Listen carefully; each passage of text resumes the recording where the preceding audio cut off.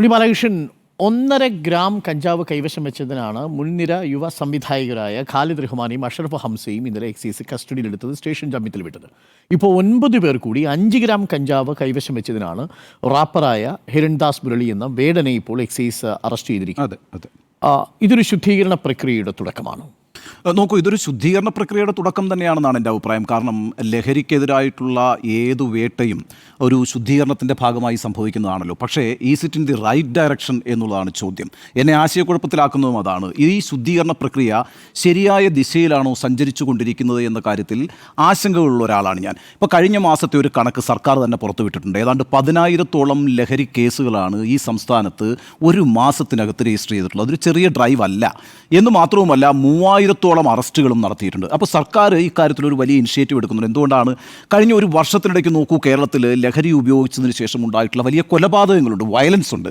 അപ്പോൾ അതൊരു സാഹചര്യം സംസ്ഥാനം അഭിമുഖീകരിക്കുമ്പോൾ ഉത്തരവാദിത്തപ്പെട്ട ഒരു സർക്കാരിന് അതിനെതിരായിട്ട് ചില നടപടികൾ സ്വീകരിക്കേണ്ടി വരും. അത് കാര്യക്ഷമമായി മുന്നോട്ട് കൊണ്ടുപോകുന്നു എന്ന് തന്നെയാണ് ഞാൻ വിചാരിക്കുന്നത്. പക്ഷേ ഇപ്പോൾ നമ്മൾ കണ്ടുകൊണ്ടിരിക്കുന്ന വാർത്തകളുണ്ടല്ലോ, ഇപ്പോൾ നേരത്തെ ഡോക്ടർ അരുൺകുമാർ സൂചിപ്പിച്ചതുപോലെ ഇപ്പം 3 പ്രധാനപ്പെട്ട സംവിധായകരെയാണ് കഴിഞ്ഞ ദിവസം അറസ്റ്റ് ചെയ്തത്, അല്ലേ? ഖാലിദ് റഹ്മാൻ, അഷ്റഫ് ഹംസ, അതുപോലെ തന്നെ ഛായാഗ്രഹനായിട്ടുള്ള സമീർ താഹിർ. ഈ 3 പേരും അസാമാന്യ പ്രതിഭകളാണ് കേട്ടോ. അവരുടെ സിനിമകളൊക്കെ എനിക്ക് വളരെ ഇഷ്ടമാണ്. കേരളം ഇഷ്ടപ്പെട്ടുള്ള സിനിമകളാണ്. ഇപ്പോൾ ഭീമൻ്റെ വഴിയാണെങ്കിലും, ഉണ്ട എന്ന സിനിമയാണെങ്കിലും, തല്ലുമാലയാണെങ്കിലും, അതുപോലെ തമാശയാണെങ്കിലും, ഇപ്പോൾ നിറഞ്ഞോടിക്കൊണ്ടിരിക്കുന്ന ആലപ്പുഴ ജിംഖാന ക്ലബ്ബാണെങ്കിലും, ആ സിനിമകളൊക്കെ എടുത്തിട്ടുള്ള വളരെ പ്രതിഭാധനരായിട്ടുള്ള ആർട്ടിസ്റ്റുകളാണ്, സംവിധായകരാണ് ഈ 3 പേരും എന്ന് പറയുന്നത്. ആ 3 പേരും കൂടി ഉപയോഗിച്ച കഞ്ചാവിൻ്റെ അളവെത്ര, അവിടുന്ന് പിടിച്ചെടുത്ത കഞ്ചാവിൻ്റെ അളവെത്രയാണ്?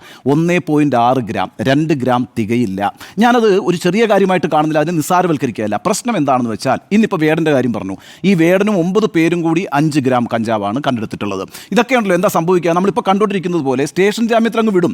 ഇപ്പോൾ ഒരു 3-4 മണിക്കൂർ ചോദ്യം ചെയ്തതിന് ശേഷം സ്റ്റേഷൻ ജാമ്യത്തിൽ അങ്ങ് വിടുന്ന ചെറിയ കേസുകളാണ് ഇതൊക്കെ. പക്ഷേ ഇത് വലിയൊരു ഹൈപ്പ് ക്രിയേറ്റ് ചെയ്യുന്നുണ്ട്. എന്താണ്? സെലിബ്രിറ്റീസ് ആയിരിക്കുന്നതുകൊണ്ട് തന്നെ സ്വാഭാവികമായിട്ടും എല്ലാ വാർത്താ ചാനലുകളും ഇന്ന് 24 മണിക്കൂറും ഇത് തന്നെയാണ് സംപ്രേഷണം ചെയ്തുകൊണ്ടിരുന്നത്. നമ്മളതിന് നിർബന്ധിതരാകുകയാണ്. കാരണം അതിൻ്റെ ആ വാർത്തയുടെ കൺസംഷൻ അത്ര കൂടുതലാണ്. സ്വാഭാവികമായിട്ടും ഇത്തരത്തിലുള്ള സെലിബ്രിറ്റികളെ കേന്ദ്രീകരിച്ച് ഈ ചെറിയ റെയ്ഡുകൾ നടത്തി ഈ ചെറിയ കേസുകൾ പിടിച്ച്. അപ്പോൾ ഞാൻ പറഞ്ഞു വന്നതെന്ന് വെച്ചാൽ, ഈ പറയുന്ന വളരെ പ്രതിഭാധനരായിട്ടുള്ള ആളുകളൊക്കെ തന്നെയാണ് ഈ സിനിമാ സംവിധായകരെന്നൊക്കെ പറയുന്നത്. അപ്പം നമ്മൾ മനസ്സിലാക്കുന്നത് എന്താണെന്ന് വെച്ചാൽ, എക്സൈസുകാർ പറഞ്ഞത് കഴിഞ്ഞ ഏതാണ്ട് 6 മാസമായിട്ട് അവർ ഈ സമീർ താഹിറിൻ്റെ വീട് ഇങ്ങനെ നിരീക്ഷിച്ചുകൊണ്ടിരിക്കുകയായിരുന്നു, ഫ്ലാറ്റ് ഇങ്ങനെ നിരീക്ഷിച്ചുകൊണ്ടിരിക്കുകയായിരുന്നു എന്നാണ് പറഞ്ഞത്. അങ്ങനെ കൃത്യമായൊരു വിവരത്തിൻ്റെ അടിസ്ഥാനത്തിലാണ് അവിടെ ഈ റെയ്ഡ് നടക്കുന്നത്. എന്നിട്ട് പിടിച്ചെടുത്തത് 1.6 ഗ്രാം കഞ്ചാവാണ്.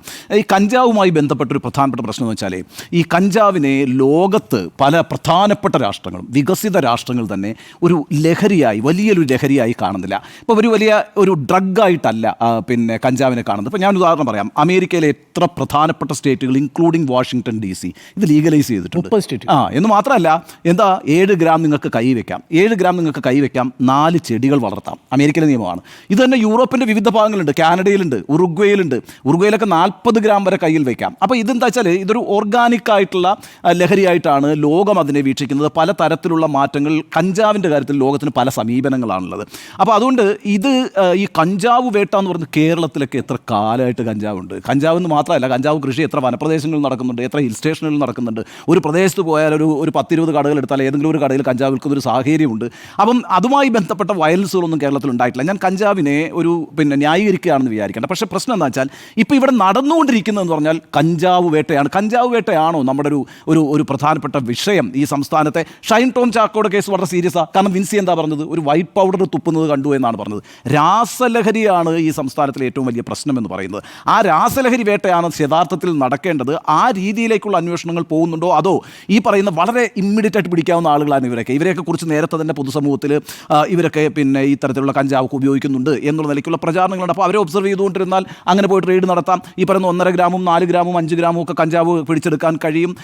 പക്ഷേ യഥാർത്ഥത്തിൽ വലിയൊരു റാക്കറ്റ് ഇതിൻ്റെ പിന്നിൽ പ്രവർത്തിച്ചുകൊണ്ട് ഈ സിനിമാ മേഖലയിൽ മാത്രമല്ലല്ലോ. ഇതിൻ്റെ ഒരു പ്രശ്നം എന്താണെന്നറിയാമോ?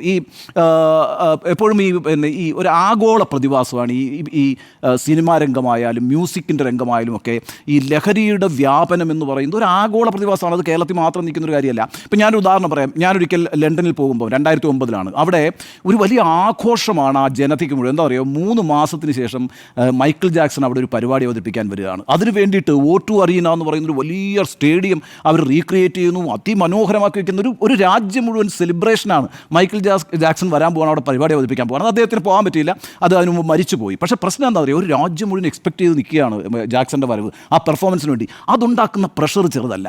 അപ്പോൾ എന്ത് പറ്റുമെന്ന് വെച്ചാൽ ഇത്തരം സന്ദർഭങ്ങളിൽ ഈ പെർഫോമൻസിനെ ഭംഗിയാക്കാൻ വേണ്ടിയിട്ട് ഈ ആളുകൾ വലിയ രീതിയിൽ മയക്കുമരുന്നുകളിലേക്ക് പോകുന്നുണ്ട്. മൈക്കിൾ ജാക്സണൊക്കെ മയക്കുമരുന്ന് ഉപയോഗിച്ചുകൊണ്ടിരുന്ന ആളുകളാണെന്നുള്ളത് എന്താ തർക്കം, ആർക്കും ഒരു സംശയവുമില്ലല്ലോ.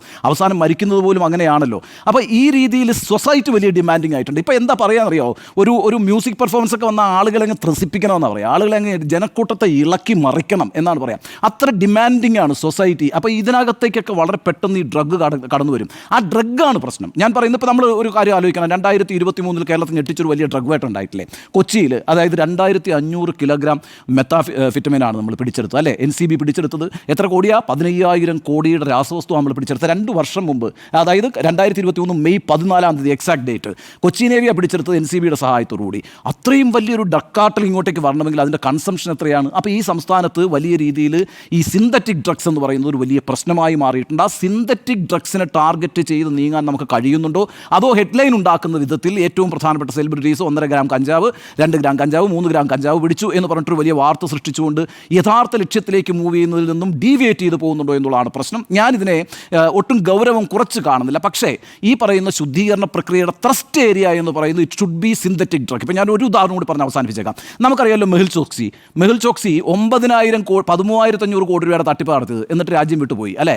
അതേപോലെ തന്നെ വിജയ് മല്യ 9,000 കോടി രൂപയുടെ തട്ടിപ്പ് നടത്തിയത്, എന്നിട്ട് രാജ്യം വിട്ടുപോയി. വയനാട്ടിലെ ഒരു കർഷകനെ 1 ലക്ഷം രൂപ ലോൺ എടുത്താൽ ഈ പറയുന്ന കണക്ക് ജപ്തി നടത്തും. അതാണ് നമ്മുടെ ഒരു പരിപാടി. ഇതൊരു താരതമ്യമാണ് ഞാൻ പറയുന്നത്. അപ്പോൾ വലിയ റാക്കറ്റുകൾ, വലിയ മീനുകൾ സുഖകരമായി സഞ്ചരിച്ചുകൊണ്ടിരിക്കുമ്പോൾ ചെറിയ വിഷയങ്ങളിൽ അത് തന്നെ സെലിബ്രിറ്റീസിനെ പിടിച്ചിട്ട് വലിയ ഹെഡ്ലൈൻസ് ഉണ്ടാക്കി വലിയ വാർത്താ പ്രാധാന്യം ഉണ്ടാക്കിയിട്ട് അത്തരത്തിൽ ആളുകളെ ഡീമോറലൈസ് ചെയ്യുകയും ക്രിമിനലൈസ് ചെയ്യുകയും ചെയ്യുന്നൊരു സാഹചര്യം കൂടി ഉണ്ടായി വരുന്നുണ്ട്.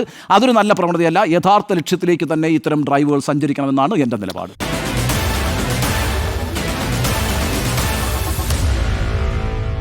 Meet the editors.